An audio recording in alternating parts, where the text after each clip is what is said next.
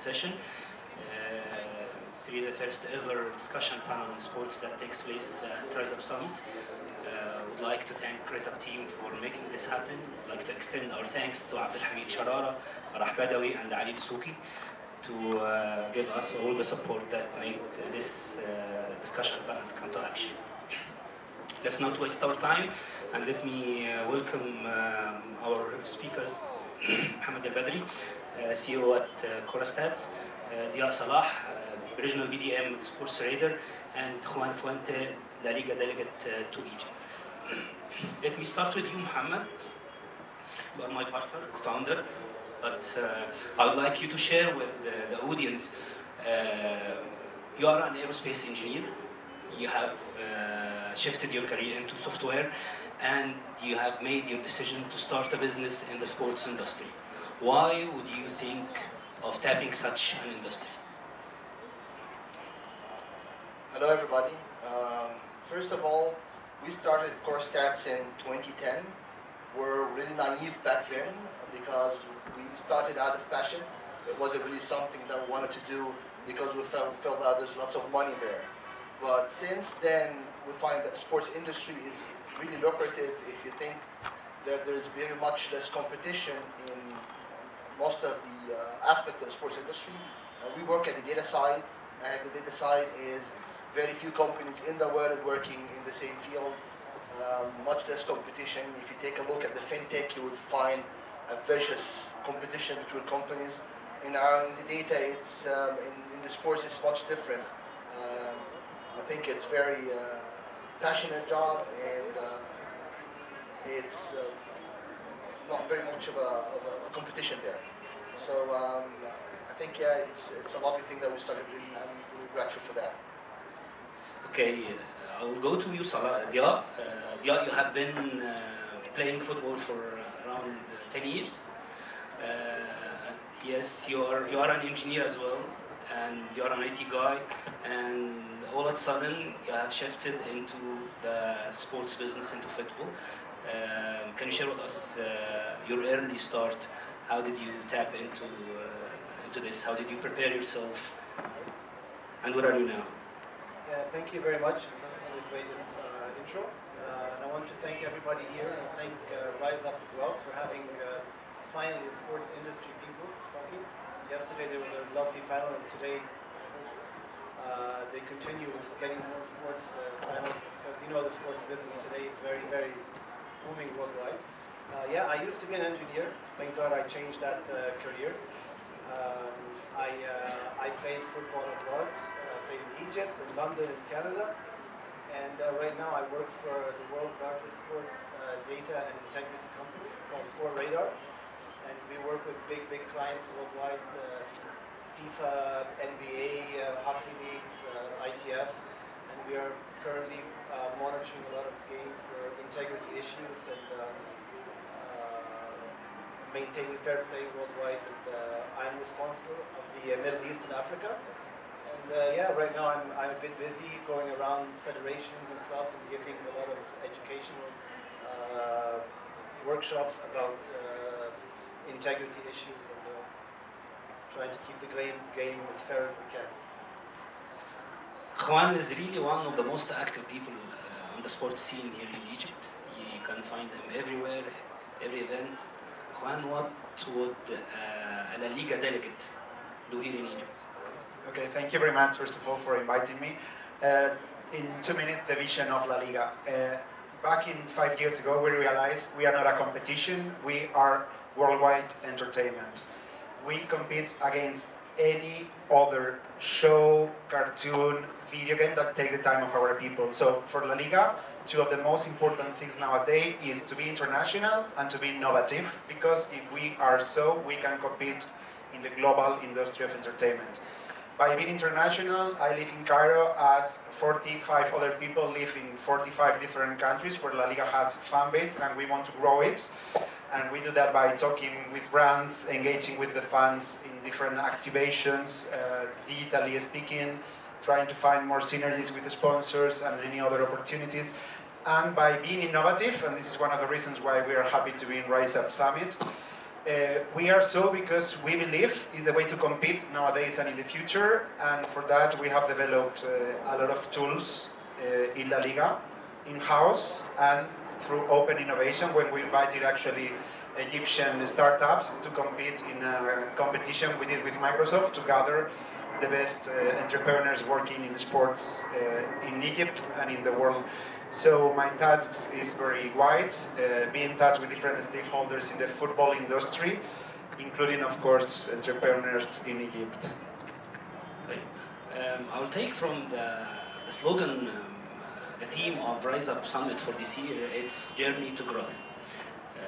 We want to inspire the audience about the sports industry. We all believe it's an underserved industry. I'll make it to you, Mohammed. Corastats have been focusing on the serving the pro level football players for a while, and now we're starting a new project in scouting young talents. I would like you to tell the audience about the project, the objectives, and how does it all work in. Okay, let me ask the audience. Guys, do you know how many players we have in Egypt? How many football players registered in the Egyptian Football Federation? كم لعيب مسجل عندنا في الاتحاد المصري لكرة القدم؟ 10,000. كم؟ 10,000. 10,000. Quarter million, ربع مليون. ربع مليون لعيب مسجل. Do you know how many registered in Germany? كم لعيب مسجل في ألمانيا؟ 7.6 million. 7.6 مليون لعيب. According to FIFA, we should have an average of 4% of the population to be football players. The problem is we don't have enough clubs in Egypt. We have 826 clubs. In UK, there's 42,000 clubs. In Germany, 26,000 clubs. So we have a real problem in Egypt. That's how Scout for Star, as a project, started. We wanted to select the best players and put them in the right clubs. So we made something like GMAT. Anybody familiar with the GMAT? TOEFL in English? Okay, it's a test that can measure your performance in something, language, in mathematics, and so on. So we made like a unique test that can measure all football players, despite where they're taking the test, from which governor they are, and we put them in one platform, like similar to LinkedIn, for example, so that we can compare players based on their speed, agility, power, shooting, passing, dribbling, and on their same age range. Then we can put the best of them and invest in them in the clubs. So that's about Scout for Star. That's the whole thing is we want to find the best players to put them in clubs and make sure that we have not one Mo Salah, but several Mo Salah, because we believe Egypt has a million pop citizen, which I think at least there is 4 million should be football player. With the statistical model, we can get at least 20,000 players, very good players. But actually the number of players we have right now is as if the Egyptian population is 6.5 million only, not 100 million. Mohammed, let me ask you, how is this being done now? How are young players are selected for clubs? And I know we are trying to change this, but let us share with the audience, how is this being done currently on the sports scene? What happens right now is most of the clubs have 1 week per year for tests for kids. So you take your boy, go to the club, and he gets tested for 5 minutes in a field with 10 other players. And you pay money. And you pay money, yes. And probably you'll not get selected because even if you're a good kid, no one see you really. If you don't have some connection to that club, it's very hard for him to be there. So the problem is the way that it's being used right now to select players in clubs is really total failure. And that explains why Egypt is lacking a good striker, a good left back, a good playmaker. And I think the last African Cup of Nations, most of us saw that, right? Let me go to you, Diaa. Diaa, I know you have you had a very interesting experience at the beginning of your career at football, and I believe you had paid a lot of attention for the lower participant tiers, the young kids. So please share with us, how did you start? Yeah, and I was a good striker too. Yeah, so I was fortunate enough when I moved back to Egypt. I was working for a multinational cement company and called Cemex, and at that time that multinational company acquired a local cement company called Cement Asyut Cement company. And lucky enough for me, we had a huge youth division. We had a first team at that time. And what division? Or the first team? We were at the third division when I third division. Yeah, we started the third division. And at that time, because of my sporting background and my football background, I started getting involved with upper management, with the coaches, with the players. And at that time, Mostafa, that's when I thought, there's a different part of football that I've seen abroad. Because, like I said, I played abroad and I did my coaching badge from London.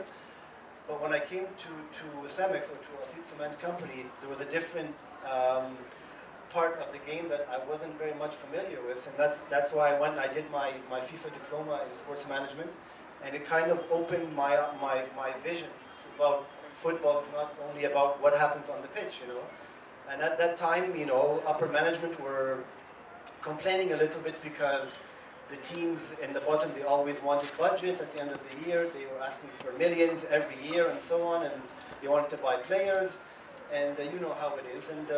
And at that time, Actually, this is the regular way for nominating from lower leagues to upper leagues. Well, yes, it is, but at that time, I looked at it from a different perspective, and I thought, what? I think we can make money from our football division instead of spending money all the time.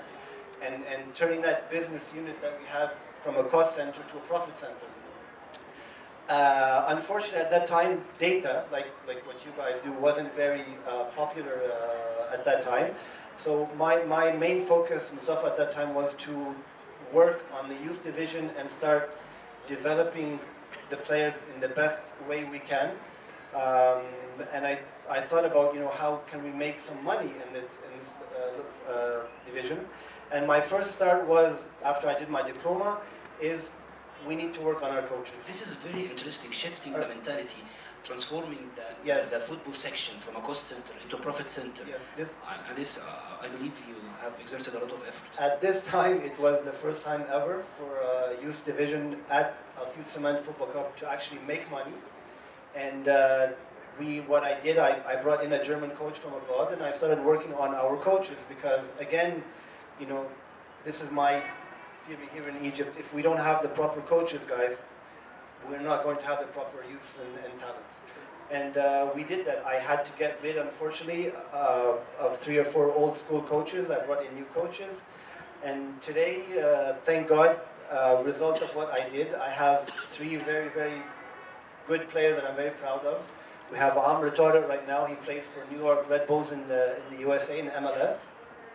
We have Mohamed Elbadry, plays for Zamalek, and they just won the cup game 2 days ago. One of your kids? One of my kids, yeah. And I have as well Magdi. He was one of my kids, and I think he left Zamalek last year. Now he's playing in Al Masri, left back now.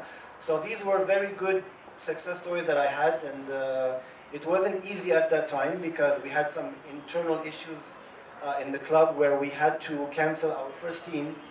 And then this is a very interesting story. Yeah, we had an accident, unfortunately, with the first team.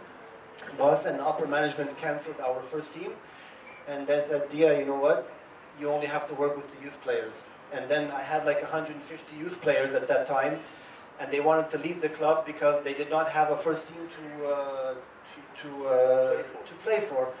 And for me, it was a bit of a challenge to tell them, give me a year, I'm going to help you guys, I'm going to work on your futures, I'm going to work on your skills with the German coach. And until today, I'm still very proud of Abu Gabal and Amr Tariq. And and I just got a signed teacher too from Amr Tariq 2 months ago. He was here on holiday. Very inspiring, yeah.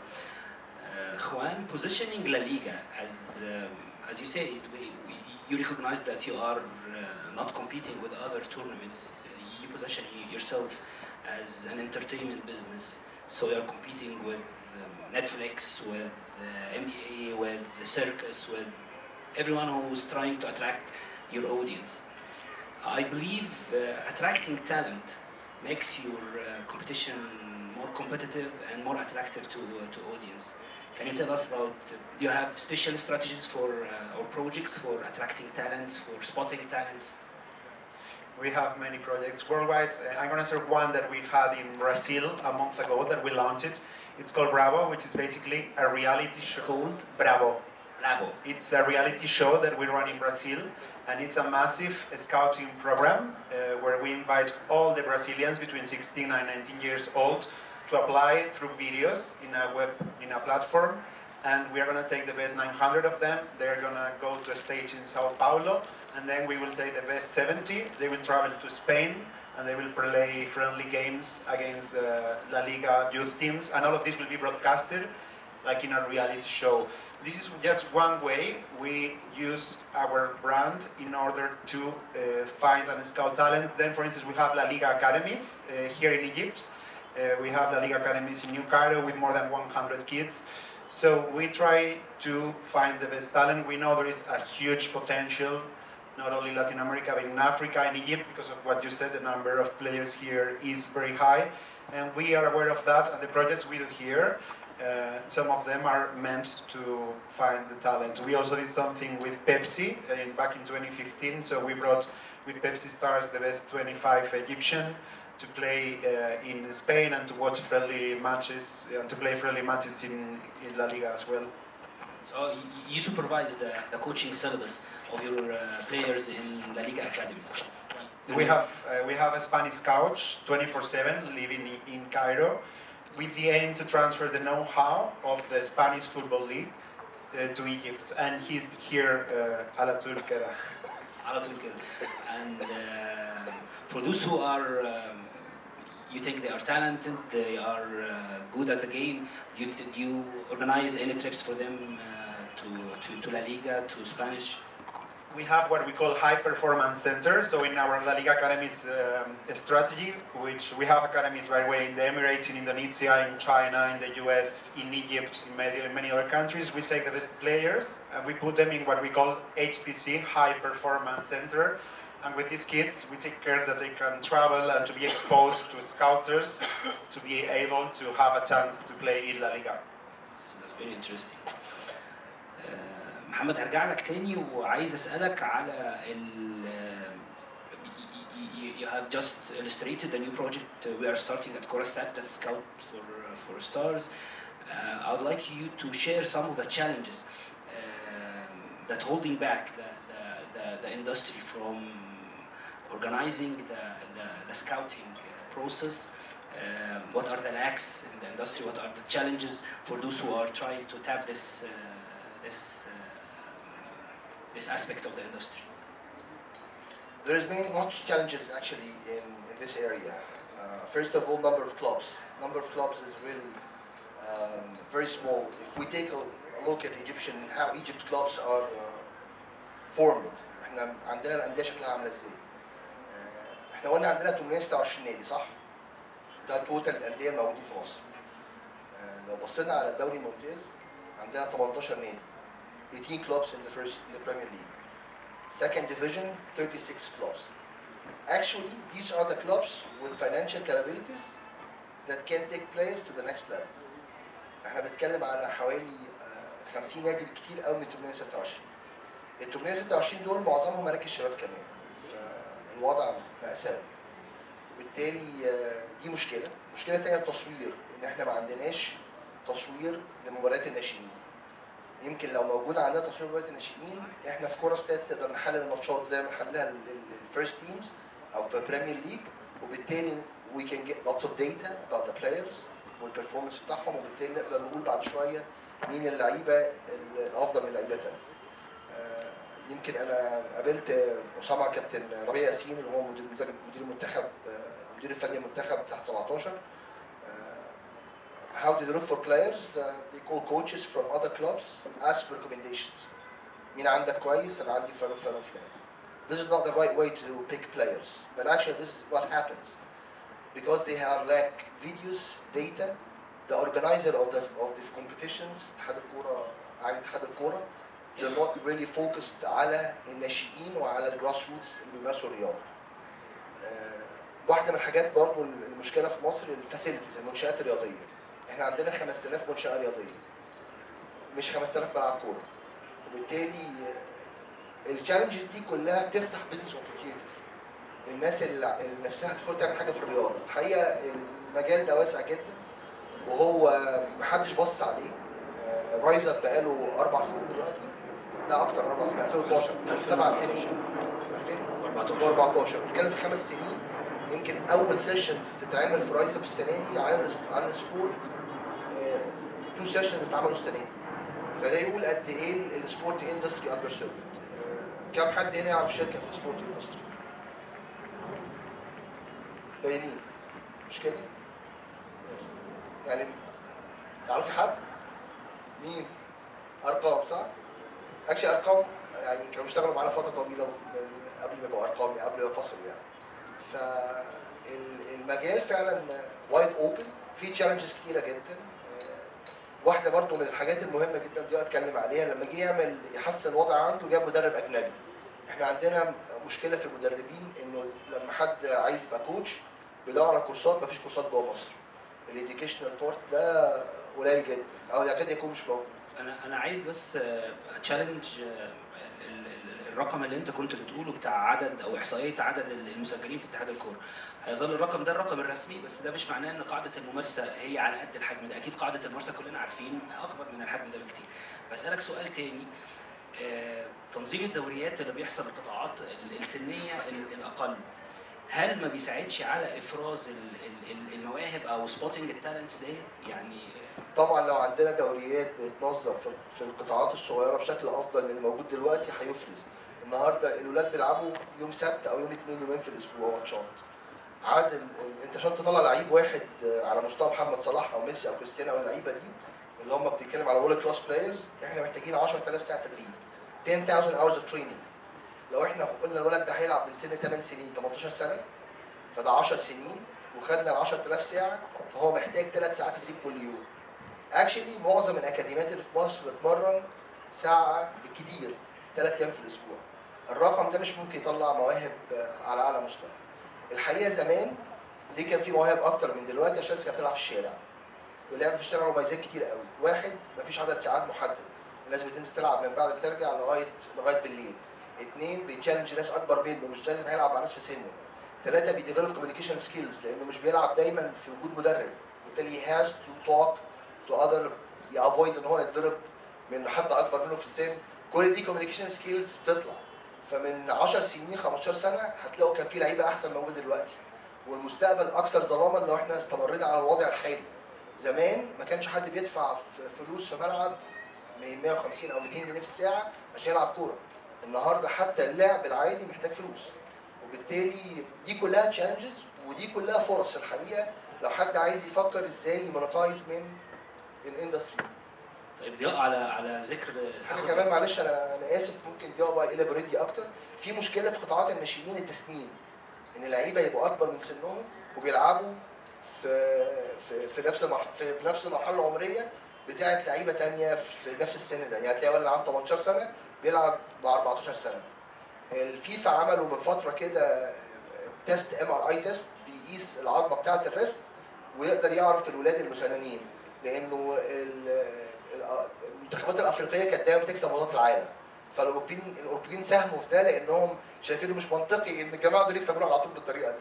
وهنشوف بقى اثر ده ايه بعد كده. I believe this is one of the topics that Diaa will definitely would like to talk about.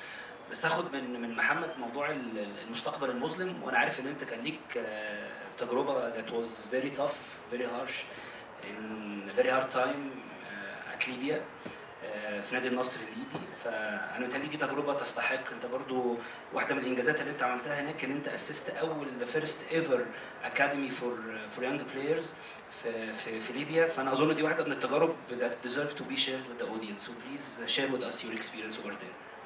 Yeah, I mean, Libya still is. It's a very lovely country, and two of the most important things they have in Libya is coffee and football. So they're very passionate about their football. But yeah, I had a very, very proud experience there.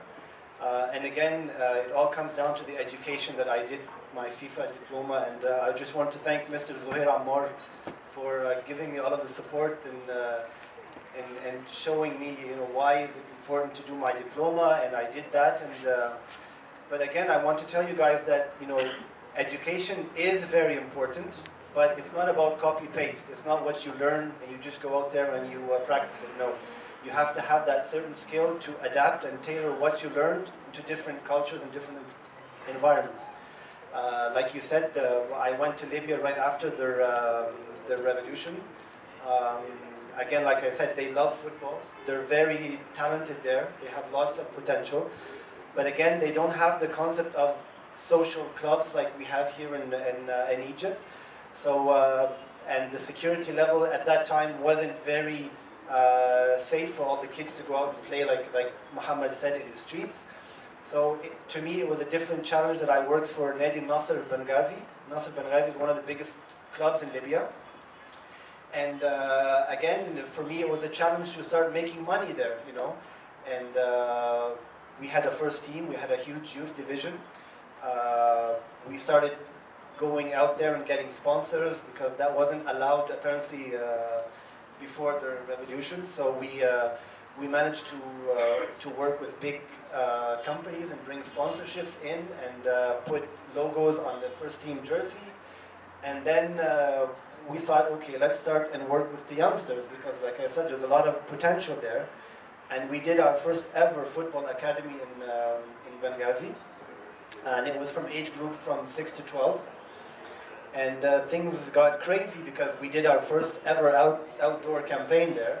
And we had billboards saying, join El Nasser Benghazi Football Club. And but again, it was a little bit tricky because a lot of people didn't have the concept of paying money for their kids to go and play a sport.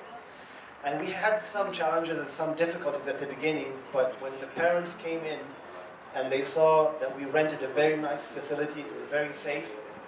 We had the uniforms, we gave them a meal after the academy, after their training, and parents started saying, you know what, no, this is worth it, I'm going to pay money. And they started paying money for the kids to come in. The club started generating revenue from a place that they never made money before.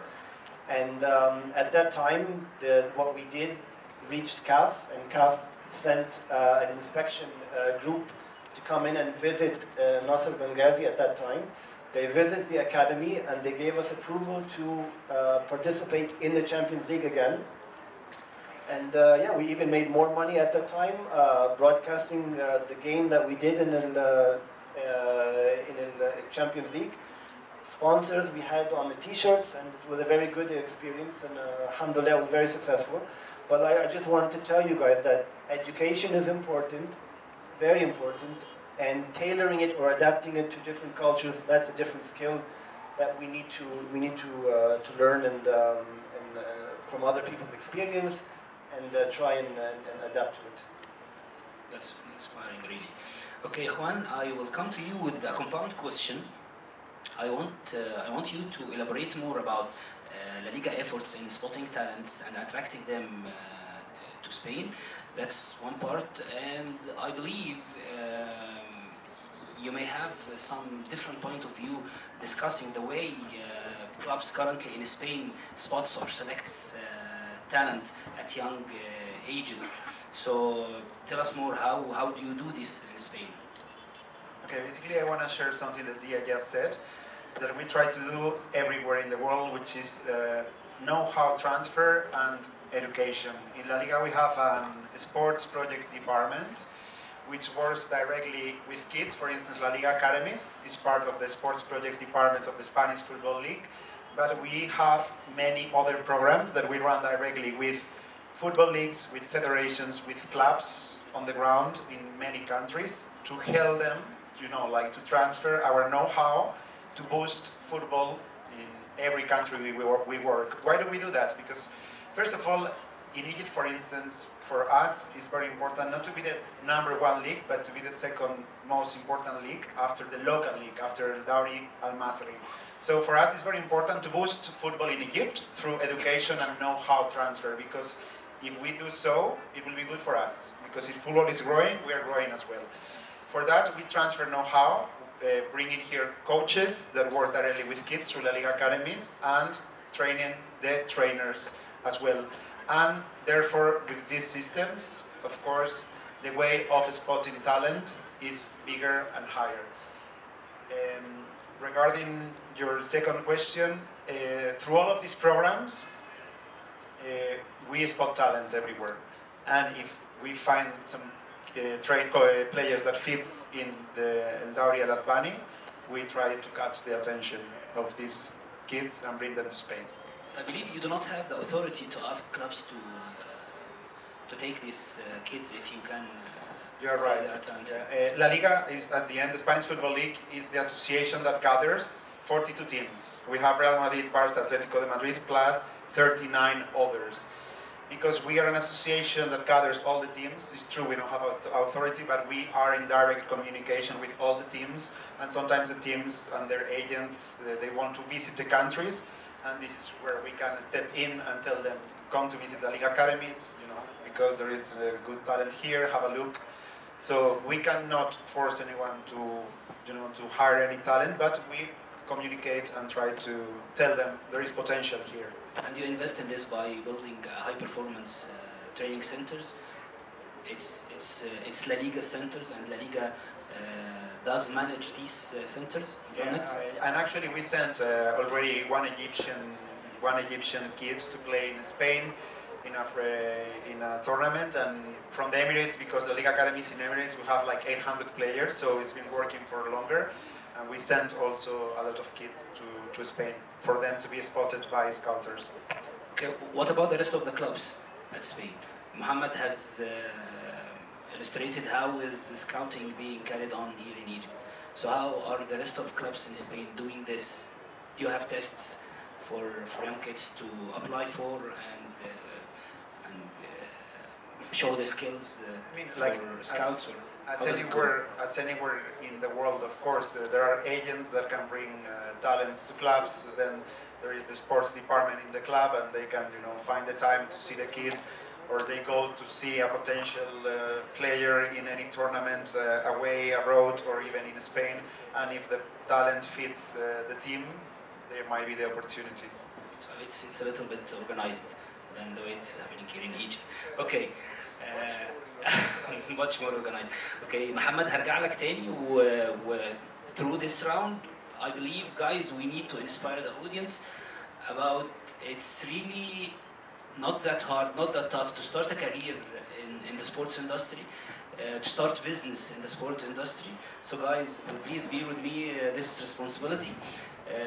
So I'm going to start with Mohamed. Mohamed, please tell us about the opportunities. You have talked about the challenges.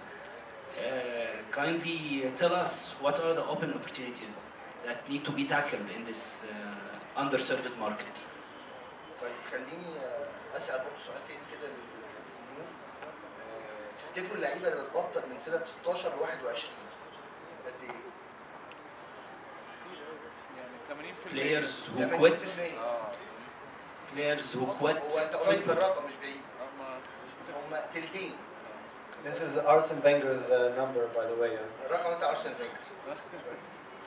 تلتين اللعيبه بطلوا كوره. احنا السنه دي في مصر كان عندنا بزنس اوبورتيونيتي، بس حصلت يعني هي مش حصلت كتير، ان هم قرروا يلغوا فرقه 97.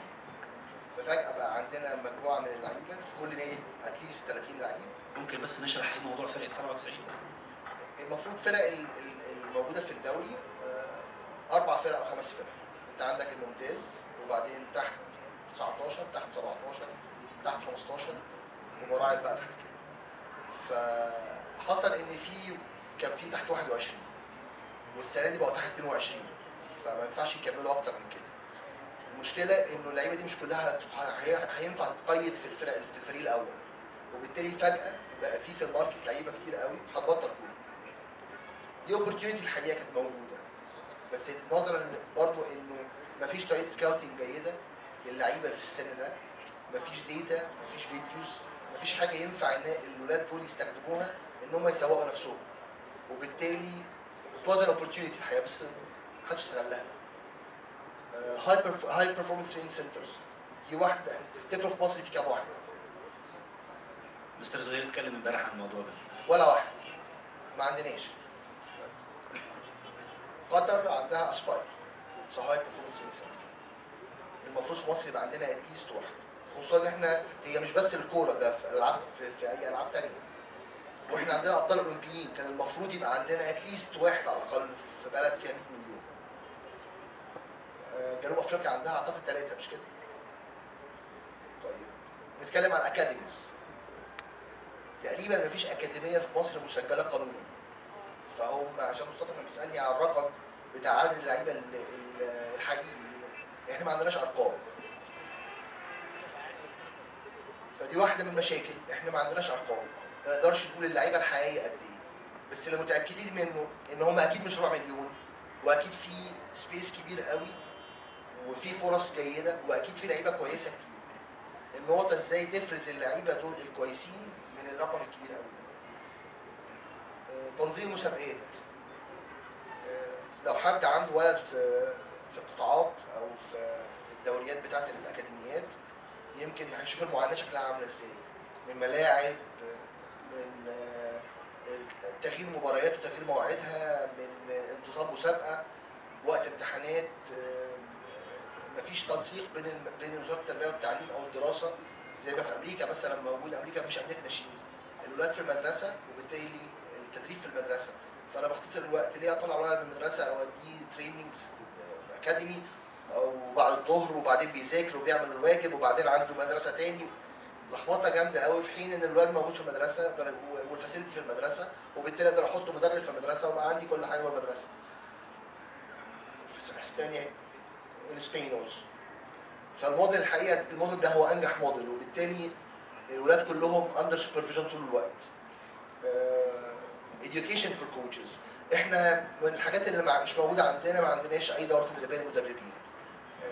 سيبنا نوع من دورات السي والبي والحاجات بتاعت اتحاد الكوره دي او الكاف، هي عباره عن شهادات وخلاص. انما تدريب حقيقي ان هو يطلع مدربين كويسين ده مش موجود. يمكن الدوري الانجليزي نط جامد قوي من 3 سنين، انا كنت بشوف الدوري الاسباني اقوى بكتير من الدوري الانجليزي. كده تزعل اخوان بقى. معلش يا اخوان انا اسف يعني. انا بقول ان انا بدعي ان واحده من الحاجات اللي مدي بريمير ليج سترونجر هو الكوتشز الاقوياء اللي راحوا هناك. بيب جوارديولا، يورجن كلوب، خوسيه مورينيو النهارده، بوكيتينيو قبل كده، اوف كورس السير وارسن فينجر. بس وجود مدربين كويسين يؤدي في الاخر تطور اللعيبه، نتفرج على كوره امتع. سوري اخوان. في السياق ده يا محمد، متهيألي في تجربه امريكا بتعملها دلوقتي عشان تزود الشعبيه والممارسه بتاعت كره القدم. دي حاجه كويسه برضو. الامريكان عايزين كره القدم الرياضه الشعبيه نمره واحد في امريكا. عملوا ايه؟ بحلول 2022 هيبقى عندهم 300,000 مدرب. انت عشان يكون عندك لعيبه كوره كويسين عايز مدربين الاول. ما ينفعش العكس، مش هيطلع لعيبه من غير مدربين.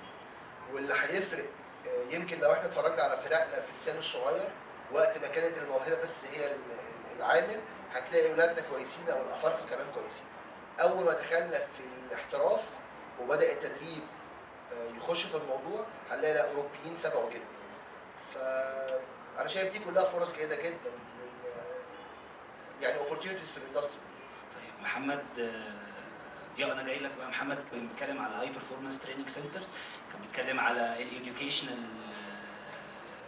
offering education for coaches، كان بيتكلم على ال organizing tournaments all are missing and not organized in the space. وانا متهيألي تواصلا بقى مع النقطه دي، انت عندك كتير تقوله على الانتي انتجريتي اكتيفيتيز، اللي هي الممارسات الغير نزيهه اللي بتحصل في صناعه الرياضه في السبيس دوت، واللي فعلا بتضر باكتشاف المواهب وبسبوتنج ريل تالنتس. فمن فضلك، انا بتهيألي دي is a very good business opportunity and you are guys at Sports Radar are doing a pretty well job at this space. Yeah, very important topic. Let me ask you guys a question. What do we mean by integrity in sports? نزاهة في الرياضة. Fair play. Anybody? Fair play. Fair play. Yep. Only one person? محدش عنده حاجة تانية يا جماعة. Fair play بس. Well, yeah, I mean, like you said, Mustafa and Mohammed mentioned, and Juan, you know, the educational part is something very, very important. If we all look at the amount of money today that's being invested in football or sports, and the word sports industry that people keep on using, that put a lot of pressure on the coaches today in clubs, and their target today in football, when we talk about football, is winning more than teaching. And winning, yes. So a coach, he's training or he's coaching under 12, under 13-year-old kids, you know, and he will do anything to make just his main guide is to win a match, not to teach. And we all know that the age group from 6 till 12, 13, that's the learning age. And the coaches need to teach instead of coaching and winning matches. And I go around and I look at a lot of coaches. My elder son, he's an under 13-year-old goalkeeper, and he plays in the Cairo League. And I'm very shocked with the pressure that the coaches are putting on these kids. Now in Africa and Middle East and in Asia, there's a lot of other issues that are behind this, which is integrity. Yes, a lot of coaches today, they are giving players let's say some substances, doping to perform better. At this young age? Yeah, there's a lot of details, of course. Yep. Not only in football, in all of the sports worldwide. This is something happens under 10 years old. Swimming, for example. I was very shocked with the parents that are giving their kids substances to perform better and to win swimming, and they're only under 10. Africa, again, we have the age fraud issue, which is a very, very dangerous issue as well. And it's not only in Africa, in a lot of places in Europe as well, it happens. And again, match fixing as well is something very, very, very... Can you elaborate, please, on match fixing? Because I believe not all of the audience are aware of the phrase. Match fixing is manipulating the outcome or certain parts of a match. And match fixing is something that happens worldwide in all sports. And there's a lot of issues behind match fixing, or it happens for several reasons. Number one, اللي هو تلاعب في نتائج الماتشات. تفويت الماتشات. It could happen for betting reasons, مراهنات. It could happen for sporting reasons. And yes, we do everywhere in the world, not only in Egypt. Betting is something, it's a culture thing worldwide, and everybody does it in all different sports. Again, for sporting reasons, football teams, they will let other teams just win because they don't get relegated and stuff like that. And these are all different issues that, again, is against integrity of sports. And we try to you know, work on the education with the coaches and players and tell them don't get involved in this and that, because if you get caught, for example, WADA, for example, are very strict today with the anti-doping part of the game, and players are getting banned for life and for 4 years and 8 years because they took substances that they shouldn't be taking. And again, it all comes down to the awareness of the players and the coaches and the doctors that needs to be more relevant, and to understand why players should not be taking these stuff, which will affect their careers and will affect their sport. So but again, like I said, it's all about the pressure that coaches are more interested in winning instead of teaching, and this is the main problem that we face. Tapping into the bright side of the story, so there is a huge opportunity in spreading awareness against match fixing, doping for children at this young age, spreading the culture of fair play and sportsmanship, accepting to win and lose. I believe there is a huge opportunity for doing business in this aspect. Yes, definitely. Well, what we do at Sport Radar, we have a very good model for education and prevention. We give workshops to football federations, to teams. We do workshops, we do webinars, we do e-learning courses, and we try to spread as much as we can the fair play and the integrity concept. You know, it's not very easy. It's a bit difficult because some people think that, you know, Match fixing is something good and they're proud of, but Yes. when it comes down to fair play, like he said, of course it's something not we don't want to see in our sports, of course. Juan, along the context, as an expat, what are the opportunities that you think they need to be seized in Egypt, in the MENA region, and in Africa as general? Okay, my personal input, and I'm not talking as a Liga now, if you want to work in sports, to start your entrepreneurial project in sports, I read some time ago in Forbes that 95% of the people don't like their jobs, and that 60% of your time on Earth is working, which means 95% of the people spend 60% of their time doing something they don't like, which is very boring. Something I really love about the sports industry, and I can see it here, is that everyone that loves in sports, we are passionate about it. And if you're passionate about what you do, sooner or later you will have a problem. In the sports people, we work 24/7. We work on the weekends because it's when the matches are being broadcasted. We work during the week. And anytime we're working, and you can see us, we're happy, and we're happy to convey what we do and how we do it, etc. Now talking more from a business perspective, I see a lot of opportunities. Education and know-how, of course, we have shared that. For me is the main opportunity, but then also coming back to our strategy now, football and sports is entertainment industry, which competes against HBO, Netflix, League of Legends, video games, etc. When you work in entertainment, there are many things and many jobs that there are arising. And I just put the example of La Liga. 5 years ago, we were 50 people in La Liga. Competition organizers putting the matches, schedules. Now we are about 500. We have branding department, digital department, activation department, commercial department, sponsorship department, AI department, anti-fixing department. All of these things, all of these strategies, all of these departments require from professionals. And not only La Liga. This month I saw CAF, the Confederation of African Football, hiring a financial director. So many other sports institutions, because this is what we are entertainment, are like now evolving to the way that we need to hire people to compete in a very tough and changing environment, which is entertainment. Because 10 years ago, nobody thought Netflix was going to be there. And the reality is that when I was a kid, I went home. There were in Spain only 5 channels to watch football. Now a kid goes to his house and he has Netflix with 10,000 movies, HBO with another 10,000, YouTube, many things to entertain himself. So entertainment right now in football requires professionals. So I really encourage everyone that likes sports and are passionate about sports to find their way. Thank you, Juan. I believe we have 3 or 4 minutes for Q&A. If anyone has a question to ask, please do. Okay, تفضل. Mike, please. Yes. We have 1 minute actually, Mostafa. It's 2 if that's minutes. okay. Okay. ماشي تفضل.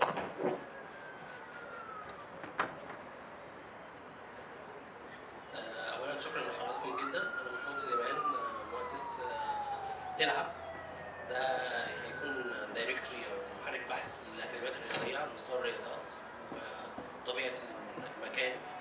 الجزء الثاني اللي انا مركز عليه اللي انا شخصيا لقيت فيه مشكله زي ما حضرتك اتفضلتوا، الكواليفيكيشن بتاعت المدرب نفسه. يعني انا اولادي كانوا في اكاديميه معينه قعدوا سنه كامله ما فيش اي بروجرس، ما فيش اي حاجه. لما رحت اكاديميه ثانيه خلال 2 شهور بس لقيت في بروجرس حصل، في حاجه حصلت. فلما قعدت انفستيجيت في القصه دي بالذات لقيت ان ده سيرتيفايد، ده حاجه كويسه، فاهم؟ ده مجرد ان هو جاي يقعد ساعه ويخلص وبيطلع، بس ان هو يطلع ايه؟ يشتغل في اكاديميه ثانيه ويشتغل في اكاديميه. فعلا ده اللي بيحصل، بس ده برضه نابع من كذا حاجه. يعني هم الاكاديميات لما بعمل استابلش بتلعب عامه. السؤال ايه عشان السؤال اقول لحضرتك حاجه. انا دلوقتي المشكله اللي بواجهها الداتا، زي ما حضرتك اتفضلت. فعلا انا مشكلتي الداتا، مش عارف اجيب اي داتا طب نقعد عليها دي بعد، يعني بعد خلاص. good business opportunity.